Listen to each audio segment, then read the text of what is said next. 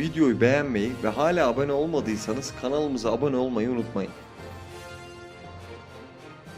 Evrenin en büyük sırları, karmaşanın içinden doğan o kusursuz düzende saklıdır. Yolculuğumuzun bu son etabında Alta X merceğini tek bir dünyanın ufkundan kaldırıp sistemin kalbine, yani başlangıcına çeviriyor.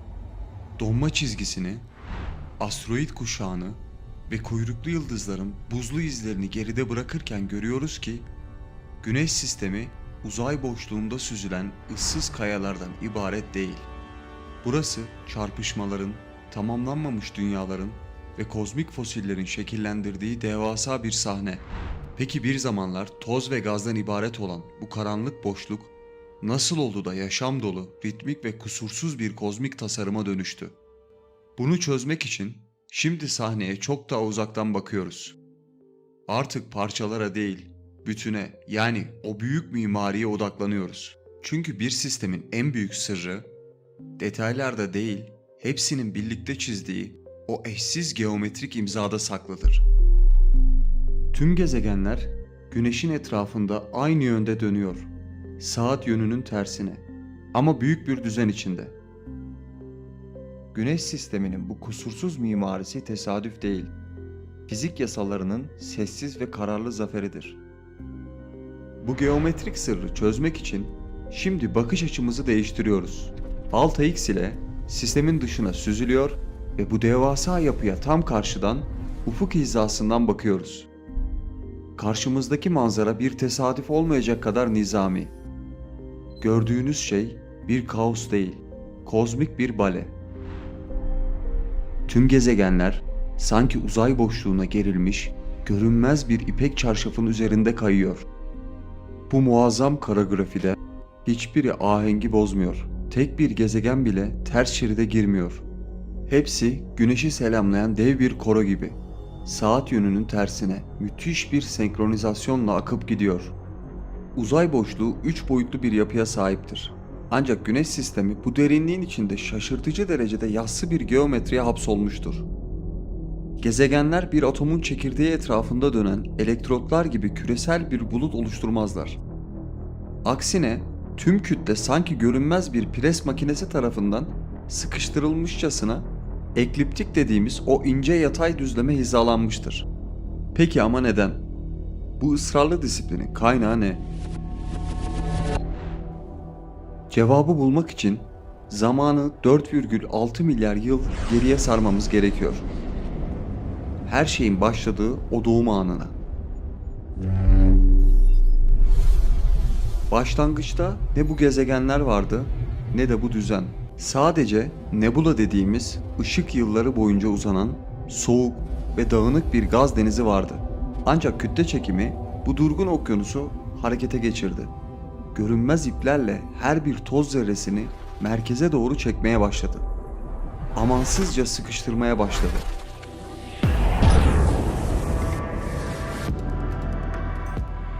Ve bu içe çöküşle birlikte o devasa hantal bulut uyanarak kendi etrafında hızla dönmeye başladı. İşte tam bu noktada fiziğin değişmez bir mekanizması devreye girdi. Yer çekimi maddeyi inatla merkeze, içeriye doğru çekmek istiyordu. Ama dönme hızı onu tıpkı hızla çevrilen bir sapan taşı gibi dışarıya, uzay boşluğuna savurmak istiyordu. Bu iki dev kuvvetin çatışması kaçınılmaz bir sonucu doğurdu. O devasa küresel bulut ne tamamen çökebildi ne de tamamen dağıldı. Ortasından dışarı doğru genişledi. Genişledi ve sonunda pes ederek yassılaştı. Bugün bildiğimiz gezegenler o yassı diskin karnında büyüyen kardeşleridir. Bu yüzden yörüngeleri bu kadar düzenli. Bu yüzden hepsi aynı düzlemde ve hepsi o ilk büyük dönüşten kalan ivmeyle hala aynı yönde koşuyor. Gördüğümüz bu düzen sadece basit bir çekim kuvveti değil. Bu evrenin en zarif dengesidir. Bir buz patenciyi hayal edin. Kendi etrafında yavaşça dönerken kollarını gövdesine doğru çektiğinde nasıl aniden hızlandığını hatırlayın. İşte o dev gaz bulutu da içine çökerken aynısını yaptı. Kollarını kapattı, hızlandı ve o hızla savrularak yassı bir diske dönüştü. Bugün gezegenlerin hiç durmadan dönmesinin sebebi işte bu. Bizler milyarlarca yıl önce başlayan o baş döndürücü dansın hala dönen figürleriyiz. Tam bu noktada 6X sensörleri kritik bir eşiği tespit ediyor. Güneşten uzaklaştıkça karşımıza çıkan bu görünmez duvar sistemin kaderini tam ortadan ikiye bölüyor. Burası sadece bir sıcaklık sınırı değil, sistemin inşaat malzemesinin değiştiği noktadır. Gemimiz bu hattı geçerken veriler netleşiyor. Veri akışı stabilize edildi. Buz hattı netleşiyor. Bu çizginin gerisinde su buharlaşırken Donma hattı geçildi. ötesinde donarak kozmik bir çimentoya dönüşüyor. İşte Güneş sistemini sıcağa direnen kayalık dünyalar ve buzun gücüyle büyüyen gaz devleri olarak ikiye ayıran o büyük sır tam olarak bu. İçeride Merkür, Venüs, Dünya ve Mars. Küçük kayalık yoğun gezegenler. Yüzeyleri katı, uyduları az. Sıcak bölgedeki maddeler sadece metal ve taş.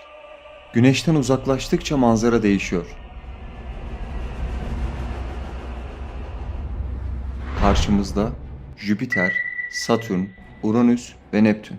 Bunlar gazla kaplı, devasa ve hafif dünyalar. Etraflarında halkalar ve onlarca uydu dönüyor. Bu soğuk bölgelerin sırrı ise buzda saklı. Burada maddeler donup katılaşabildiği için çekirdekler devasa boyutlara ulaşabilir. Bu güçlü çekirdekler de etraftaki gaz katmanlarını kendine çeker. Güneş sistemi iki farklı coğrafyaya bölünmüş olsa da hepsinin kökeni birdir. Geriye kalanlar kozmik yapbozun eksik parçaları.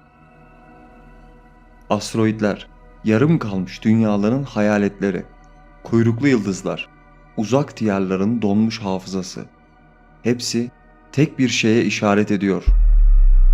Kaostan doğan düzene. Gaz bulutu döndü, disk oldu ve yaşamı inşa etti. Bu bir tahmin değil, evrenin kanunu. Güneş sistemindeki bu düzen şans eseri oluşmadı. Bu, fizik kurallarının kusursuz işleyişinin bir kanıtıdır. Bazı gezegenler var ki kuralları hiç takmıyorlar. Bunlara sıcak Jüpiterler diyoruz. Bizim Jüpiter gibi devasalar ama yıldızlarına o kadar yakınlar ki etrafındaki bir turu sadece birkaç günde tamamlıyorlar. Yani orada bir yıl, bir hafta bile sürmüyor. Yüzeyleri ise kavruluyor. Ama asıl gizem şu: gaz devleri normalde soğukta oluşur. Öyleyse bu devler oraya nasıl gitti? Bilim buna gezegen göçü diyor. Yani oluştuktan sonra yıldızlarına doğru sürüklendiler. Bu dev gezegenler büyük olasılıkla orada oluşmadılar.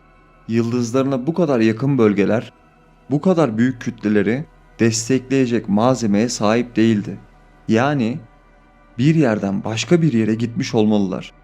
Bu sürece gezegen göçü deniyor. Gezegenin hareketi hala gazla doluyken bu gazla sürtünerek yavaşladı ya da diskteki parçacıklara momentum alışverişi yaptı. Ve sonuç, gezegen doğduğu yerden kopup yıldızına doğru sürüklendi. Bu keşifler bize kendi sistemimizin özel olabileceğini gösteriyor. Güneş sisteminde Jüpiter yıldızdan oldukça uzakta. Ama başka sistemlerde benzer kütledeki gezegenler yıldızlarının hemen dibinde dönüyor. Bu, tek bir modelin yeterli olmadığını kanıtlıyor. Gezegen oluşumu tek tip bir senaryo değil. Her farklı başlangıç kendine özgü bir evrim sürecini tetikleyebilir. Her keşif bildiklerimizi yeniden tanımlıyor. Sıcak Jüpiterler sadece tuhaf gezegenler değil, bildiğimiz fizik kurallarını sorgulatan oyun bozucular. Bize öğrettikleri gerçek net. Kozmos tek bir senaryo ile çalışmıyor. Unutmayın, bazen en büyük devrim cevaplarda değil, o cevabı aratan sorunun ta kendisinde saklıdır. Alta X ile milyonlarca yıl geriye gidip gezegenlerin doğuşunu inceledik. Ama bazı sorular bizim görebileceğimiz mesafenin ötesinde saklı. Geçmişin izleri bazen silinmiş gibi görünür ama evren asla unutmaz. Sadece doğru yere bakmayı bilmek gerekir. Bu yüzden şimdi bakışlarımızı insanlığın ürettiği zamanın ötesine bakan o eşsiz rehbere çeviriyoruz. James Webb. O evrenin karanlık çağlarından gelen ilk ışığı yakalayabilen muazzam bir zaman makinesi. Kendi sistemimizin unuttuğu hatıraları uzak gezegenlerin atmosferinde ve genç yıldızların disklerinde aramak için rotamızı ona çeviriyoruz. Alta X ile şimdi onun rehberliğinde kendi geçmişimize doğru bir yolculuğa çıkıyoruz. James Webb Uzay Teleskobu, evrenin gezegen oluşum teorilerini test eden devasa bir laboratuvar olarak kullanılmaktadır. Teleskop, genç yıldızları çevreleyen proto gezegen disklerinin derinliklerine inerek TWA-7b gibi henüz oluşum evresindeki öte gezegenleri tespit etmiştir. Ancak James Webb asıl devrimci yeteneği atmosferik bileşenleri analiz edebilmesidir. WASP-96b ve WASP-39b gezegenlerinde yapılan ışık analizleri bu dünyaların atmosferlerinde su buharı ve karbondioksit olduğunu kesinleştirdi. Bu şu anlama geliyor: yaşamı mümkün kılan o temel malzemeler sadece dünyaya özgü değil, evrenin en uzak köşelerinde bile hazır bekliyor. James Webb 238p Reed kuyruklu yıldızından su buharı yakaladı. Bu keşif tek bir şeyi işaret ediyor: okyanuslarımızın kaynağı gerçekten uzay olabilir. Kuyruklu yıldızlar yaşam için gerekli suyu taşıyan potansiyel elçilerdir. Peki ama bu devasa okyanuslar tam olarak nasıl oluştu? Bu sorunun cevabını merak ediyorsanız yukarıdaki bağlantıya tıklayarak o özel bölümümüzü mutlaka izleyin. Bu keşif suyun sadece dünyaya özgü bir mucize olmadığını kanıtlıyor. Yaşamın kaynağı kozmosun derinliklerine saçılmış ortak bir mirastır. James Webb yalnızca bir teleskop değil, o evrenin en büyük laboratuvarı. Biz burada meteoroidleri incelerken o başka yıldız sistemlerindeki proto gezegen disklerine bakıyor. Biz zaman kapsüllerinden geçmişi okurken o gezegen oluşumunu gerçek zamanlı izliyor. Bu karşılaştırmalar sayesinde teorilerimiz sadece kağıt üzerinde kalmıyor. Evrenin her köşesinde sınanıyor. James Webb bize şunu hatırlatıyor: Güneş sisteminin hikayesi sadece bizim değil, evrenin her yerindeki yıldız tozlarının ortak hikayesidir. Gök cisimleri milyarlarca yıllık sessizliklerini korumaya devam ediyor. Ama insanlık bu kadim kozmik arşivin şifrelerini çözmek için çoktan yola çıktı bile. Uluslararası bilim dünyası sınırları kaldıran ortak bir merakla tek vücut oldu. Bu hikaye artık bayraklara değil, türümüze ait. Kökenimiz neresi sorusunu aradığımız o büyük cevabın peşindeyiz. Ve her yeni görevle Güneş sisteminin destansı biyografisine yeni bir bölüm ekliyoruz. İşte tam bu noktada tarihin en büyük keşif filosu sahneye çıkıyor. Artık teleskopla uzaktan bakmak yetmiyor. O gezegenlerin atmosferine girmek, materyal toplamak ve analizi bizzat yerinde yapmak zorundayız. Güneşin ateşinden Jüpiter'in buzuna uzanan bu dev operasyonda her araç tek bir göreve kilitlenmiş durumda. Şimdi evrenin sınırlarında dolaşan o teknoloji devleriyle tanışma vakti. İlk görev noktamız Solar Orbiter. Güneş, sistemin sadece enerji kaynağı değil, aynı zamanda yöneticisidir. Solar Orbiter, yıldızın kutup bölgelerini inceleyerek eksik kalan en büyük parçayı tamamlıyor. Bu kritik bir görev. Çünkü Güneş'in iç dinamiklerini çözmeden sistemin geleceğini anlamamız imkansızdır. Şimdi rotamızı dış sisteme çeviriyoruz. Hedefimiz JUICE görevi ve Jüpiter'in buzlu dünyaları. Ve işte karşımızda Europa. O kalın ağ gibi sarmalanmış buz zırhının altında devasa bir okyanus saklanıyor. Alta X bu konumu veri tabanına işliyor. Daha kapsamlı bir analiz için ilerleyen görevlerde buraya tekrar uğrayacağız. Şimdilik bu bölgedeki keşif bayrağını JUICE taşıyor. Jüpiter'in gölgesinde doğan bu gizemli dünyalar bize yaşamın sadece dünyaya özgü bir mucize olmadığını fısıldayabilir. Tekrar X sisteme, kayıp ikizimize dönüyoruz. Sırada Envision görevi var. Venüs ve Dünya boyut ve kütle olarak neredeyse aynılar. Ama kaderleri taban tabana zıt. Biri yaşamla dolup taşarken diğeri yoğun atmosferiyle kavrulan bir gezegen. Bir zamanlar Dünya ile benzer şartlara sahip olan bu gezegen bugün neden bir cehenneme dönüştü?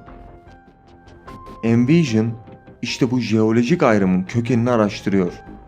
Gezegenin çekirdeğinden atmosferine kadar her katmanını tarayarak Dünya'nın neden hayatta kaldığını, Venüs'ün ise neden bu hale geldiğini somut verilerle ortaya dökecek. Dünyanın ikizi gibi başlayan bu hikaye nasıl oldu da tamamen farklı bir sonuca ulaştı? Sadece uzaktan bakmak yetmez. Marco Polo'nun görevi Dünya'ya yakın bir asteroide uzanıp ondan bir parça koparacak. Bu Güneş sisteminin 4,6 milyar yıllık ham maddesine yapılan tarihi bir ziyaret. Sırada emektar gözlemcimiz Soho. Yıllardır Güneş'i gözlemleyen ama zamanı daralıyor. Görevi 31 Aralık 2025'te yılın son saniyelerinde son bulacak. Biz yeni bir takvime başlarken o kozmik sahneden çekilecek. Geriye ise aydınlattığı eşsiz bir tarihçe kalacak. Sonuç mu? Bilim büyüyor. Her yeni gözlem eski haritaları biraz daha zorluyor. Öte gezegenlerin çeşitliliği bize tek bir senaryonun asla yeterli olmadığını öğretti. Bilim sabit bir kaya değil, büyüyen, değişen ve öğrenen bir organizma. Şunu asla unutmayın. Evrende bulduğumuz her cevap daha büyük bir sorunun doğum sancısıdır. Ve merak etmeyin, isimlerini andığımız bu cesur gözlemcilerin her birini sırası geldiğinde çok daha derinlemesine detaylı olarak inceleyeceğiz. Her şey 4,6 milyar yıl önce karanlık ve soğuk bir toz bulutunun çökmesiyle başladı. O kaotik çöküş bugün evimiz dediğimiz bu muazzam düzeni kozmik bir doğum sancısıyla inşa etti. Güneş doğdu, diskler döndü ve kaosun içinden gezegenler, uydular, asteroidler filizlendi. Bulutsu hipotezi dediğimiz bu senaryo her yeni keşifle biraz daha güçleniyor. Yörüngelerin matematiksel düzeni, meteoroidlerin yaşlı kalbi, hepsi aynı hakikati fısıldıyor.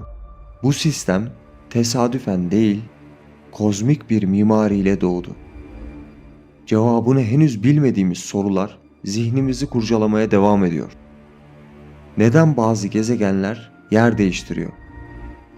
Sıcak Jüpiterler nasıl oluştu?